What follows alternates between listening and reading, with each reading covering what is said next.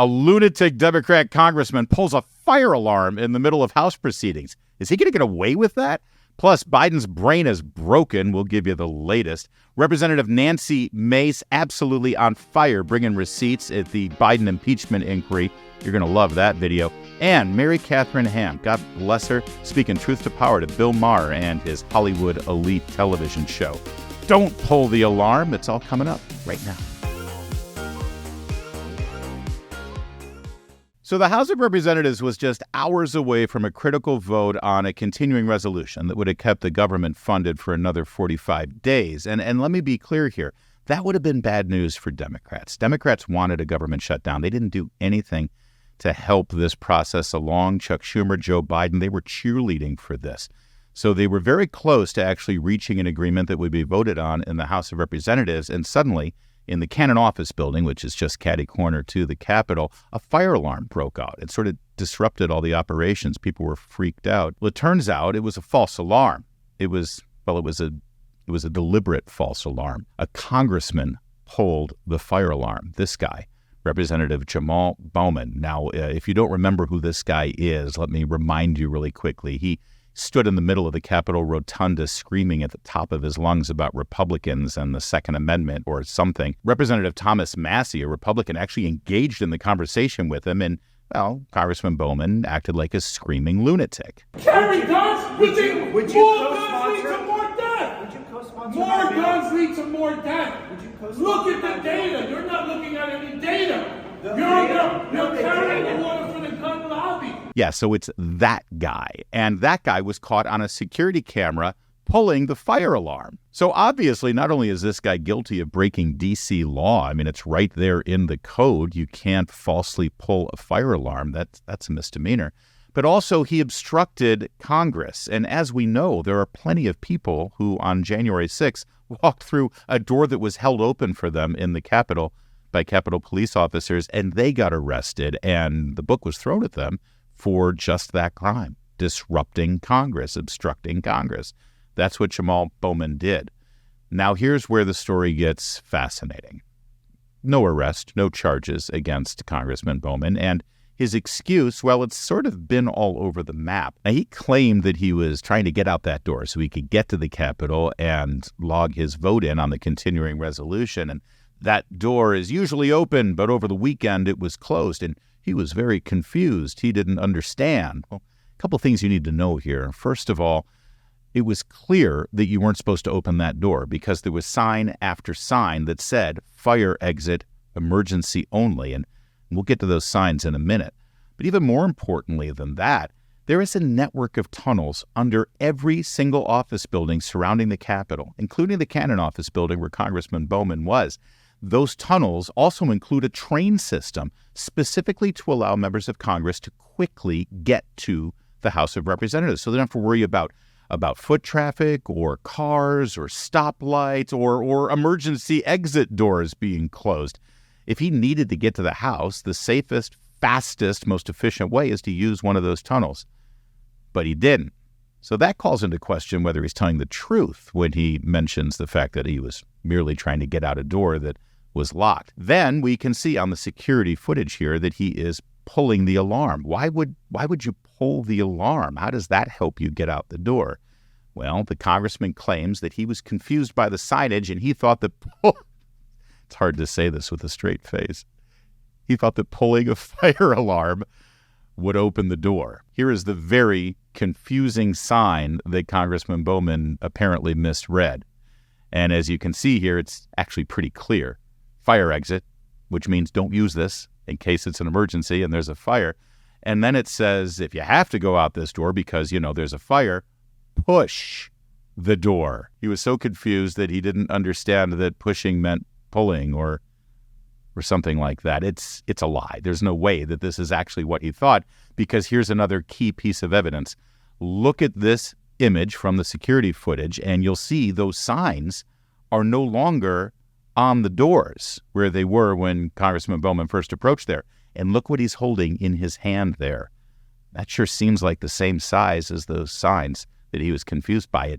It appears as though Congressman Bowman actually removed those signs first and then pulled the fire alarm. Now, if I'm a journalist and I see this story develop, I'm curious. I want to challenge the congressman. I want to find out exactly what happened here because this is outrageous. This is actually pretty despicable. He scared people who were working in that building who thought there really was an emergency. So what's going on here? Well, let's see how MSNBC is handling it. There was a mention of Jamaal Bowman, Congressman Jamaal Bowman, and the pulling of some sort of fire alarm. And I just want to read for you some of the reporting so you understand what actually went on there.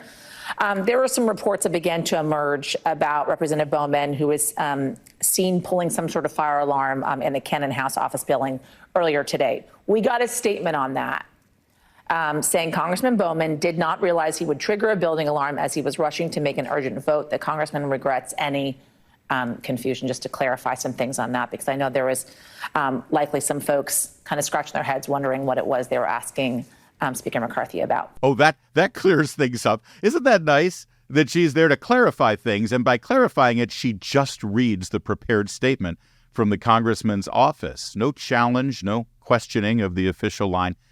That's why we need the press in this country to really speak truth to power. Over on Jake Tapper's show on CNN, Alexandria Ocasio-Cortez was challenged on it, and she seems to go along with the story. I'll be honest, it doesn't really make sense to me, his explanation. Have you talked to him? What's going on there? I mean, listen, I think if you actually do see some of the photos of the signs, I think there's something to be said about the government's about to shut down. There's a vote clock that's going down. The exits that are normally open in that building were suddenly closed. So you pulled the fire alarm? So what I am here to say is that House administration and U.S. Capitol Police and Jamaal Bowman are an active, and he's fully participating in saying there was a misunderstanding. But what I do think is important to raise is the fact that Republicans, representatives like Nicole Malliotakis and others, immediately moved to file motions to censure, motions to expel, before there has even been conversations that are finished to even see if there was a misunderstanding here. Imagine being Jamaal Bowman and your only defense here is, listen, I wasn't purposely trying to disrupt Congress by falsely claiming that there was a fire and pulling the alarm and scaring everyone. No, I'm just a complete and total stupid moron. And it's really nice that AOC is there to support him with that narrative. I mean, she's like, yeah, he is stupid. Let's go with that. Now, you may think that we're just jumping to conclusions without evidence that Bowman was pulling that alarm to delay the vote on the House of Representatives floor, but here's the leader of the Democrats, Hakeem Jeffries, and here's what he was saying right before that alarm got pulled. We needed to create the time and space to be able to evaluate the bill. Oh, how convenient. They needed more time to read the bill before they voted on it, something Nancy Pelosi never afforded Republicans. And so, of course, Hakeem Jeffries' colleague from New York, fellow Democrat, he jumps up and pulls the alarm. That's an amazing coincidence. So now there's a movement amongst Republicans to expel Congressman Bowman for this atrocious act. And the last time a congressman faced expulsion, it was Republican George Santos, also from New York. What the heck's going on in New York? And, well, George Santos decided he wanted to chime in on this. Hi, boys and girls. This is Congressman George Santos. This here is a fire alarm. If you lift this part here and pull this down, you trigger an alarm. Don't do it. Stay good, kids. Oh, that is perfect, especially the stay good kids, because Mr. Bowman, before he became a congressman, he was the school principal. You think maybe they had fire alarms when the good congressman was a principal? I think maybe they did. President Biden addressed the nation after the House passed a continuing resolution to keep the government open. Let's take a look at what he had to say. I'm sure it was very important. I hope this experience for the Speaker has been one of a personal revelation. I'm not being facetious.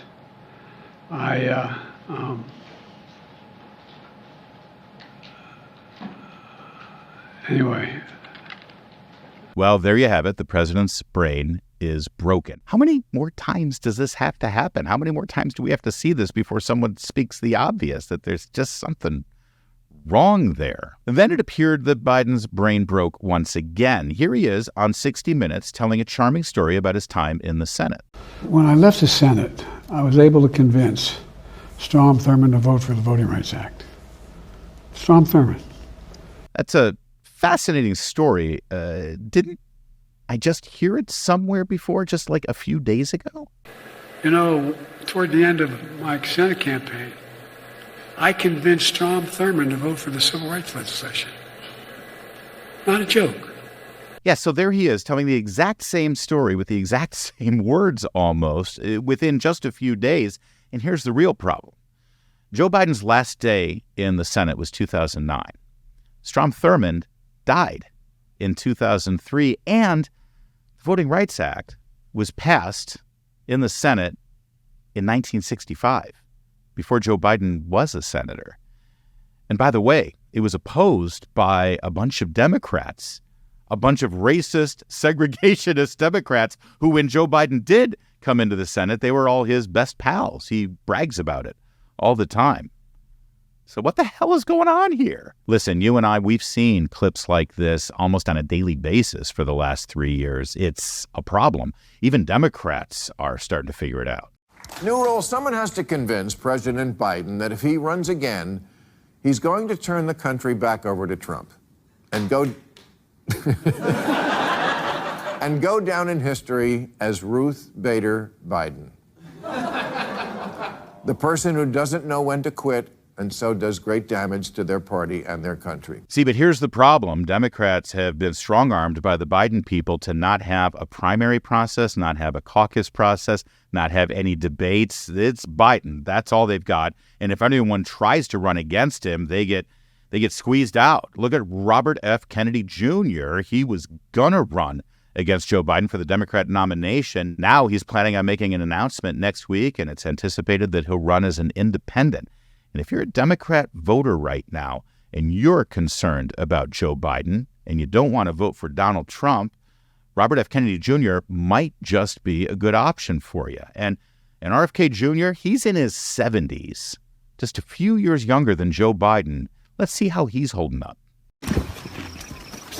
Hey, you're going to come in, right? Yeah. Okay, ready? Yeah. Shake on it. One. Okay.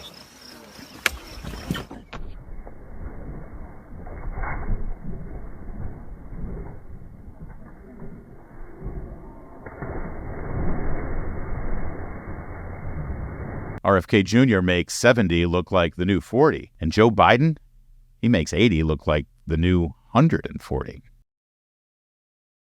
You've got to see Representative Nancy Mace at the Biden impeachment inquiry hearing. She was on fire laying out the receipts, or as we like to call it, evidence. You haven't seen this on the broadcast news networks or cable news, but you're going to see it here right now. In 2019, Representative Raskin didn't think a House vote was needed for an actual impeachment inquiry. And to quote Representative Raskin, he said in 2019, there's no formal constitutional or statutory or even the House rule for how an impeachment inquiry is to begin. And so it means different things to different people. I don't want to hear another word from the left or anyone across the other side of the aisle about impeachment inquiry. This is complete and total hypocrisy this morning. Today, we're going to bring the facts. Today, we are going to bring the evidence. In 2017, the Joe Biden family teamed up with Chinese company CEFC to make millions off of granting access to Joe Biden. Hunter even arranged for Joe Biden to share office space with the CCP-aligned company CEFC. My Democrat colleagues say none of this is relevant because Joe Biden wasn't vice president while his family did these shady deals. Turns out that's complete and total bullshit. It's a lie. Hunter Biden referred to access to his father as the keys to his family's only asset. Those words are going to come back and haunt Hunter Biden and his family forever. Yesterday, the Ways and Means Committee released an FBI memo on the interview they had with Tony Bobulinski, a former Biden partner in crime. I'll read a bit of that right now. The work conducted by CEFC, Gilliar, Walker, Hunter Biden, James Biden, and Yee over the preceding 2 years was discussed in detail. In particular, CEFC was closing significant investment deals in Poland, Kazakhstan, Romania, Oman, and the Middle East during this period of time. Period of time is in reference to the years 2015 and 2016, when guess what? Joe Biden was vice president. As an aside, Rob Walker, in previous testimony, also confirmed that Joe Biden attended a meeting with the head of CEFC. So now we know CEFC was working with the Biden family while Joe Biden was vice president. And I'll continue reading from Tony Bobolinsky's report, which says, and I quote Bobolinsky, Hunter Biden and James Biden did not receive compensation because Joe Biden was still vice president during this time period. There is a concern it would be improper for payments to be made to Hunter Biden and James Biden by CEFC due to its close affiliation with the Chinese government. Hunter Biden and James Biden both wanted to be compensated for the assistance they had provided to CEFC's ventures. In particular, they believe CEFC owed them money for the benefits that accrued to CEFC through its use of the Biden family name to advance their business dealings. The Bidens, coincidentally, were paid over $1 million by CCP-affiliated Chinese company CEFC shortly after Joe Biden left office as vice president. Now we know why, because it was back pay. Didn't Joe Biden say in the debate just a week before the election that it's a lie that his family made any money from China? I'm pretty sure he did. I'm going to show another image. This is a text message between Hunter Biden and Gong Wendong, an agent of CEFC. Hunter says, my uncle will be here with his brother, in all caps, who would like to say hello to the chairman. He goes on, Jim's brother, if he's coming, wants to say hello. His uncle's brother. I wonder who that could be. I can't quite figure it out. It's the president. It's Joe Biden. By the way, all of this stuff that Nancy Mace is showing, all these documents and the testimony and the text messages and the references to money transfer and everything, there's a word for all of this. It's evidence. Hunter puts brother in all caps, and it doesn't take a genius to figure this out, but since I'm not always dealing with geniuses, and Washington, D.C. has been illustrated today, I'll spell it out. The brother of Hunter's uncle, Jim, is Joe Biden. Why was Hunter so secretive about his father? I'm going to tell you why. It's because Joe Biden didn't want the American people to know he and his family were getting paid millions and millions of dollars from a company closely tied to the Chinese Communist Party. CEFC knew paying Biden family members was bad, so they covered it up. Hunter knew Joe Biden hanging out with CCP businessmen would be a bad look, so he tried to pull a genius move on us with this whole my uncle's brother bullshit. We already know the president took bribes from Burisma. I also want to add, betraying your country is treason. Now, you may blush a little bit because she used a naughty word, but, she's a U.S. Army officer. They talk like that. But more importantly, did you see exactly what was going on here when Joe Biden was vice president and what his family was doing? Of course, they were selling access to him. And of course, it's illegal. And of course, they covered it up. Why did Joe Biden lie about his family making money from the Communist Chinese Party? Because he knew that if the American people knew, they never would have voted for him. And now we have a chance to right that wrong. That's why he has to be impeached. Fast. Republican political analyst Mary Katherine Ham was on Bill Maher's panel, usually not too friendly territory for a conservative. Let's see how it went. The standard of evidence used for the Russia thing for 3-4 years versus the standard of evidence used now in media for Biden and Hunter Biden's shenanigans and fairly obvious influence peddling is worlds apart. Worlds apart. And I would just and voters deserve fairness in how these two people are treated. They do not get it, and they sometimes don't get it from law enforcement. Okay, and that's bad. All right, let's start here because I know that was a smattering applause, but for the Bill Maher audience in the heart of Hollywood, California, and it's usually just full of left-wingers, that's saying something. And I assure you that wasn't just Mary Katherine Ham's friends in the audience. She makes such an obvious point. The reason that it got a reaction and that people were applauding it is because no one's saying this on a show like Bill Maher or certainly on cable or broadcast news for the most part. There's something a little cathartic when somebody sits up there and says the obvious truth that no one else wants to acknowledge. In fact, people on Bill Maher's show generally will deny. So thank you. Yeah, it's nice to get a little reaction for that. Yes, I mean, there's a lot to untangle here, but the I'll completely grant you that if Hunter Biden had been Don Jr., if it had been Don Jr.'s laptop, everything would change in terms of the reception.